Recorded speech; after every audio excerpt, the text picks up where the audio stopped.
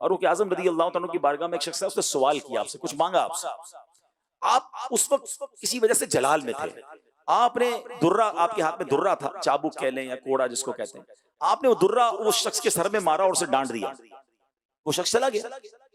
فاروق اعظم رضی اللہ تعالیٰ تھوڑی دیر بعد کہا اس کو ڈھونڈ کے لاؤ، بندہ پھر آیا، اس کو بلایا، آپ نے وہ درہ اس شخص کو دیا اور فرمایا مجھ سے خطا ہوئی ہے، مجھ سے بدلہ لے لو۔ امیر المومنین نے اپنا درہ اس کے ہاتھ میں دیا کہ اب تم مجھ سے بدلہ لو، جو میں نے مارا وہ نہیں مارنا چاہیے تھا۔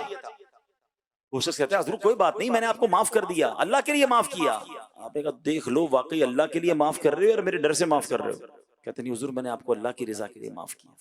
فاروق اعظم اس کے بعد بھی آپ کو چین نہیں آیا، آپ اپنے کمرے میں گئے اور کمرے میں جا کر 2 رکعت نماز پڑھی اور پھر اپنے آپ سے کس طرح بات کر رہے ہیں ذرا سنیے گا۔ مسلمانوں کے خلیفہ ہیں، امیر المومنین ہیں، نبی پاک علیہ الصلوۃ والسلام کے وزیر ہیں، کہتے ہیں اے ابن خطاب تم کمزور تھے، اللہ پاک نے تمہیں بلندی عطا کی، تم غیر مسلم تھے، اللہ نے تمہیں اسلام کی ہدایت بخشی، تم رسوا تھے، اللہ پاک نے تمہیں عزت سے نوازا، پھر تمہیں لوگوں کا حکمران بنایا، اب تم مدد مانگنے والوں کو مارتے ہو، کل اللہ پاک کے حضور کیا جواب دو گے؟ آپ دیر تک اپنے آپ کو یوں ہی ڈانٹتے رہے۔